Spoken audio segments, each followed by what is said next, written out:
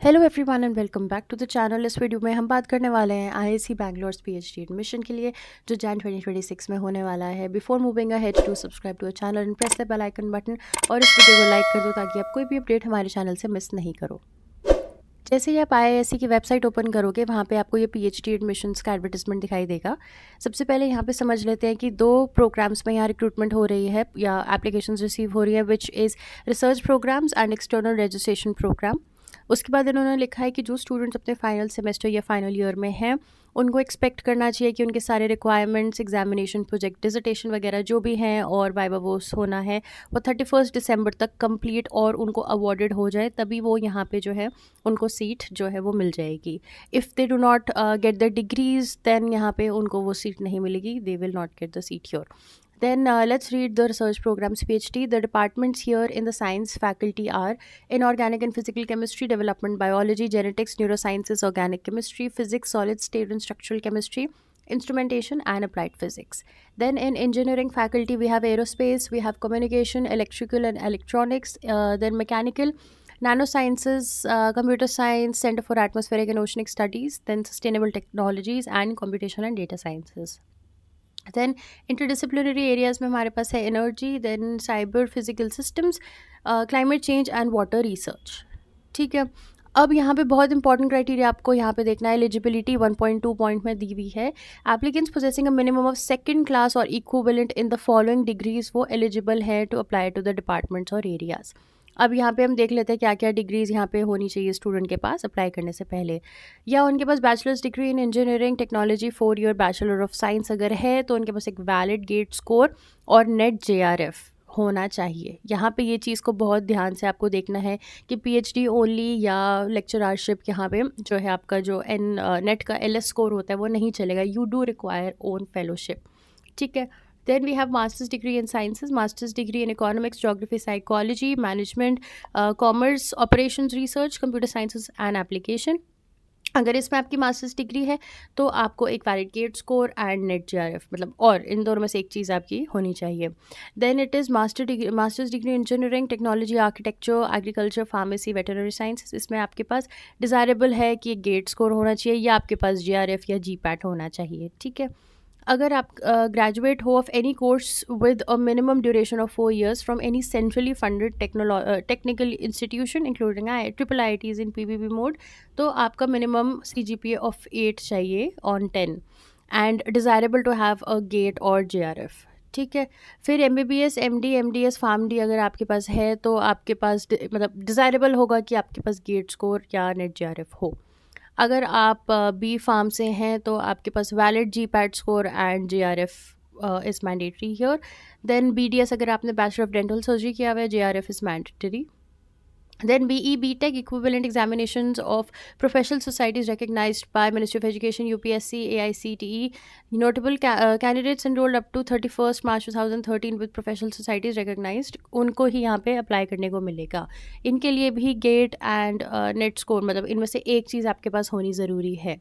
Then masters degree in life sciences, chemical sciences from अगर आप IISc से हो तो मिनिमम CGPA 8.5 की आपको चाहिए होगी और साथ में एक वैलिड गेट स्कोर या आपके पास JRF होना चाहिए, मैंडेटरी है और कोई मिनिमम कट ऑफ इस चीज़ के लिए नहीं है। अगर आपके पास 1 year masters of engineering from IISc है तो आपका जो है वो एडमिशन जो है मास्टर्स ऑफ इंजीनियरिंग में वो गेट के थ्रू ही हुआ होगा, तभी आप यहाँ अप्लाई कर सकते हो। ठीक है, so that is the thing for you here. तो ये एलिजिबिलिटी आप देख सकते हो कि मान लीजिए if you have a masters in psychology you do require a valid GATE score और a NET JRF to apply for the PhD positions here. ठीक है, now let's read the GATE, GPAT, JEST, NET, JRF या कोई भी national entrance examination जो है score है आपके पास वो वैलिड होना चाहिए 1 जनवरी 2026 के लिए। So you have to make sure कि डेट ऑफ एप्लीकेशन से आपको नहीं इसको टैली करना है। You have to make sure कि 1 जनवरी 2026 से अगर आप कैलकुलेट करोगे तो आपका सर्टिफिकेट वैलिड होना चाहिए। ठीक है, अब JRF क्या क्या चीज़ों को इंक्लूड कर रहा है वो उन्होंने मेंशन किया है. Net JRF includes joint CSI UGC net for JRF, UGC net for JRF, DBT, ICAMR, NBHM, inspire, DST, सारे यहाँ पे इन्होंने लिखे हुए हैं. ठीक है. Applicants must be qualified for junior research fellowship to be eligible through the NET JRF mode. जिन स्टूडेंट्स के पास लेक्चरशिप जो LS होता है, नेट जिसको बोलते हैं हम, या असिस्टेंट प्रोफेसरशिप बोलते हैं, या उनकी कैटेगरी 2-3 है, वो एलिजिबल नहीं है IISc में. तो ये इन्होंने मेंशन किया हुआ है यहाँ पे बोल्ड में. Applicants applying through Inspire mode must have a valid provisional Inspire offer for consideration of their application at level 2 of the selection, और जो कि आपका DST के थ्रू वो होना चाहिए.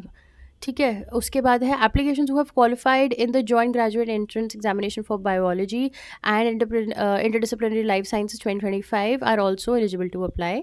उसके बाद candidates who are called for the interview held in May 2025 and any of the mentioned departments are also eligible to apply again. तो अगर आपने पहले इंटरव्यू दिया था और आपका सिलेक्शन नहीं हुआ था तो आप दोबारा से अप्लाई कर सकते हो, ये इन्होंने बोला है. सिलेक्शन प्रोसीजर, कुछ कैंडिडेट्स को शॉर्टलिस्ट करके डायरेक्टली इंटरव्यू के लिए बुलाया जाएगा और बाकी डिपार्टमेंट्स में हो सकता है कि एक एप्टीट्यूड या प्रिलिमिनरी इंटरव्यू हो बिफोर द फाइनल इंटरव्यू. ठीक है. सो ये PhD की इन्फॉर्मेशन है. उसके बाद यहाँ पे इंपॉर्टेंट डेट्स देख लेते हैं. Last date of online submission आपकी है 27 October 2025. Last date for the submission of hard copies of the application and other relevant documents for ERP would be 4th November. And date of interview, जो आपके interview होने वाला है वो between 17th to 20th November रहेगा, और आपका session जो है वो 1 Jan से स्टार्ट हो जाएगा. सॉरी. उसके बाद कैटेगरीज देख लेते हैं. एप्लीकेशन फ़ी यहाँ पे किस हिसाब से है. जनरल OBC EWS की application fees 800, SC ST PWD is 400 and ERP candidates all categories is 2000. So basically ERP is external registration program. So if you are basically external, आप कहीं से हैं, you're a working professional या आप faculty member हैं, तो ये आप इस यहाँ से apply करेंगे. But if you have completed your masters and you're a current student, तो अगर आप full time PhD के लिए apply करेंगे तो research program वाले आपको first category से यहाँ apply करना होगा. ठीक है.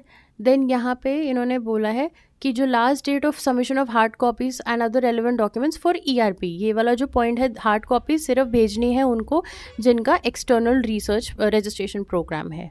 ठीक है. सिर्फ उन लोगों को ये हार्ड कॉपीज़ भेजनी होंगी.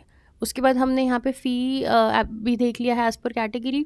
उसके बाद ये जनरल इन्फॉर्मेशन आप यहाँ पढ़ सकते हो. What are the government of India rules, and this is the information for IISc's PhD admissions for Jan 2026 intake. I hope आपको ये वीडियो अच्छी लगी and will see you next time. Do apply to IISc. It is one of the top most research institutes in India, and I will see you the next time. Bye.